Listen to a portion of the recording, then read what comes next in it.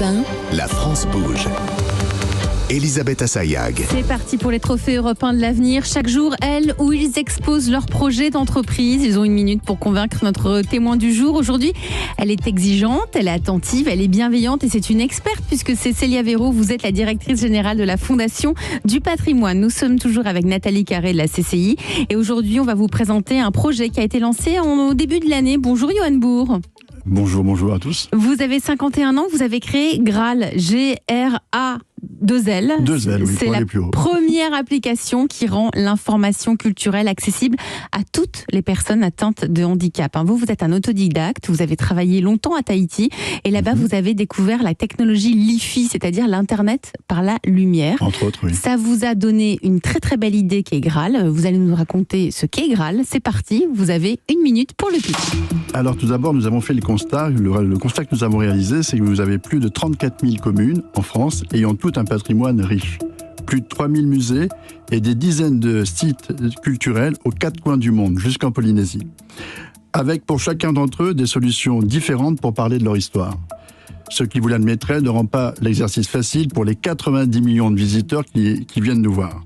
De plus, ces outils sont inaccessibles pour le public en situation d'empêchement et ne parlent souvent que le français, l'espagnol ou l'anglais. Alors nous avons décidé de créer une solution pour unir l'information culturelle au travers d'une application unique qui s'appelle Graal, destinée donc aux villes, aux villages, aux musées, aux cantons, aux responsables culturels, aux offices de tourisme, mais aussi en leur offrant gratuitement une solution sur mesure multimédia pour raconter, partager leur histoire, au mètre près à l'intérieur comme à l'extérieur, et ainsi enrichir l'expérience de leurs visiteurs de manière simple, instantanée, avec ou sans connexion. C'est parfait, on a tout compris. On a compris ce qu'était Graal, donc cette application qui permet de rendre tout notre patrimoine culturel, nos musées, etc., accessible à tous. À tous et dans toutes les langues. Et dans toutes les langues, et ça c'est hyper important. Qu'en pense Nathalie Carré, qui est en charge de l'entrepreneuriat à la Chambre de commerce et d'industrie? Nathalie, quelles sont les forces et les faiblesses de Graal? Ce qui est déjà hyper intéressant, c'est qu'en fait, vous avez développé une nouvelle technologie qui fait fi de la barrière de la langue ou des problèmes de connexion, puisqu'on peut aussi télécharger notre contenu depuis notre hôtel quand on a une carte SIM qui est étrangère et puis réutiliser à l'extérieur. Quand vous êtes un Google Maps augmenté, accessible partout et pour tous, bravo. Puis comme Google, votre matière première, c'est l'information, donc les usages sont nombreux. Là, vous avez parlé du tourisme, mais ça peut être aussi un partage d'informations sur un chantier en construction, ça peut être de la formation sur le lieu de travail, évidemment, donc le tourisme et bien d'autres utilisations, ce qui fait un beau potentiel de développement pour l'entreprise. Et puis, c'est important aujourd'hui pour tous, votre solution a un impact écologique nettement moindre que d'autres solutions comme le moteur de recherche et ça compte aujourd'hui. Alors, pas de point amélioré, mais quelques remarques. Déjà, une remarque pour l'usage touristique. J'ai téléchargé votre appli, j'ai saisi Place de l'Opéra, par exemple. Donc, on voit une carte avec la place et tout ce qu'il y a autour, et puis on voit les points Graal. Alors, il y en a un pour le printemps, pour un musée, pour une entreprise, etc.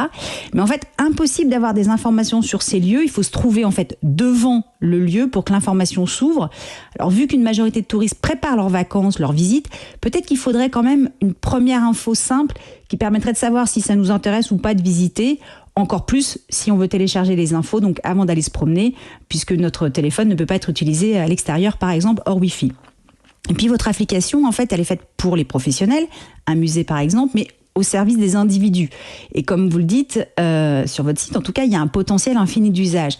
Alors, n'hésitez pas à illustrer cette infinité d'usages avec des cas, d'autant que vous avez déjà des clients, et expliquer de façon détaillée la problématique du client, la solution mise en place, le temps passé par votre client, la formation de ses équipes et surtout l'impact, des éléments très concrets qui permettent qu'un responsable de communication d'un lieu touristique, par exemple, se dise « Oh là, super, c'est facile, on peut gérer ça et ça sera utile » pour nos clients. Et puis, vu que les usages sont nombreux, les fonctionnalités aussi, c'est pas simple de se faire connaître sur un champ d'action aussi vaste. Votre slogan, c'est diffuser la bonne information à la bonne personne, au bon endroit, au bon moment. Vous pourriez peut-être décliner ce slogan avec des marques par secteur d'activité. Par exemple, il pourrait y avoir un Graal Tourisme qui informe les touristes sur la magie des lieux quand ils veulent, dans la langue qu'ils veulent.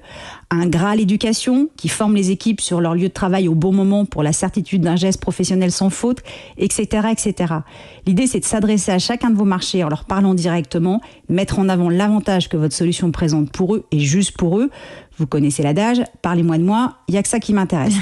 Et là, on est tous pareils. Hein. Puis surtout, leur démontrer la simplicité d'utilisation de votre solution et son impact. Car certes, trop d'infos tue l'info, mais pas assez, c'est pas assez non plus. Et ben voilà. Hein, eh bien, merci beaucoup. Je trouve très éclairant. C'est la bonne information. Elle est merveilleuse. Franchement, mais elle pourrait travailler avec toutes les startups qui viennent chez nous tous les jours. Il faut monter une radio peut-être pour pouvoir la recruter. Mais si un jour elle cherche, je serais heureux de pouvoir participer, de pouvoir profiter de sa lumière. Elle est vraiment très pertinente. Alors, vraiment. Justement, une fois dans tout ce que vous a dit Nathalie Carré,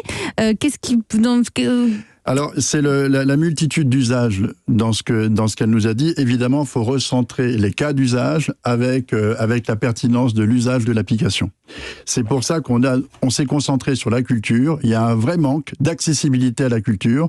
Ce qu'on vous dit, en vérité, les bâtiments, comme ici on nous reçoit, c'est l'accès pour un fauteuil roulant, mais il n'a pas accès à l'information. Et c'est ça notre pertinence, c'est de rendre l'information accessible à tous et dans toutes les langues. Et gratuitement. Et surtout, sans prendre les données des gens. Vous téléchargez Graal, ce qu'elle a pu constater, c'est qu'en téléchargeant Graal, on lui a pas demandé son mail, ni qui elle était, ni où elle habitait, et rien. Et donc, on a un impact de ce qu'on appelle data free, dans le franglais. On ne prend pas les données des gens, et en plus, pour tout point d'information concret, on plante un arbre. C'est un point rassurant. Vous, aujourd'hui, vous travaillez, Johan, avec des musées, avec des mairies, mais aussi avec des offices du tourisme. Oui, quelques-uns. D'ailleurs, je profite de l'antenne pour leur parler, leur dire on a le meilleur outil, vous n'avez plus d'excuses pour rendre l'information culturelle accessible à tous et dans toutes les langues. C'est gratuit, faites-le. Vous allez rendre plein de gens heureux, et puis en même temps, c'est 100% français, et en même temps, vous avez un impact écologique, puisque pour chaque point d'information, on plante un arbre. On plante un arbre. Aujourd'hui, vous avez effectué une levée de fonds, là, récemment, de 500 000 euros. Nous sommes nés en 2016. Depuis 2016, on a levé 2 millions d'euros pour faire l'acquisition de brevets, pour rendre aussi accessible l'ensemble des technologies au mètre près à l'intérieur des bâtiments. Et là, on fait une levée entre 500 et 1 million pour recruter un maximum de personnes. On a une quinzaine de personnes à recruter là, d'ici 2023, en espérant être rentable en cette fin d'année. Qu'en pense Célia Véraud, directrice générale de la Fondation du patrimoine? Vous pourriez même travailler ensemble, en vrai. Ah bah oui, on va se rappeler après l'émission. Merci beaucoup. C'est fait pour ça. Parce que nous, on travaille pour que la beauté soit appréciée par tout le monde. Hein. C'est Victor Hugo qui a dit ça, et c'est notre inspiration. Et on a soutenu un lieu patrimonial tous les 4 km en France, donc il y a de quoi faire. Écoutez, c'est un joli trait d'union. Oui, on est là pour ça. On va vous laisser parler hors antenne. Merci à vous, Johan Bouvour. Vous êtes le fondateur de Graal, G-R-A-2-L. Merci d'être venu aujourd'hui dans La France Bouge. Et puis, chers auditeurs, si vous aussi, vous avez envie de nous envoyer votre projet d'entreprise, si vous avez envie de venir pitcher, il n'y a qu'une seule adresse, Nathalie. Et c'est e1-lafrancebouge@europe1.fr, et premier juré, Charlotte Barrécon et moi, on lit toutes les candidatures. Vous aurez peut-être la chance de faire partie de nos candidats en route pour les trophées européens de l'avenir. Votez en ce moment pour le coup de cœur des auditeurs. Notre cérémonie aura lieu le 29 juin et c'est le moment de voter pour désigner, pour choisir le lauréat des trophées de l'avenir. Vous restez avec nous sur Europe 1.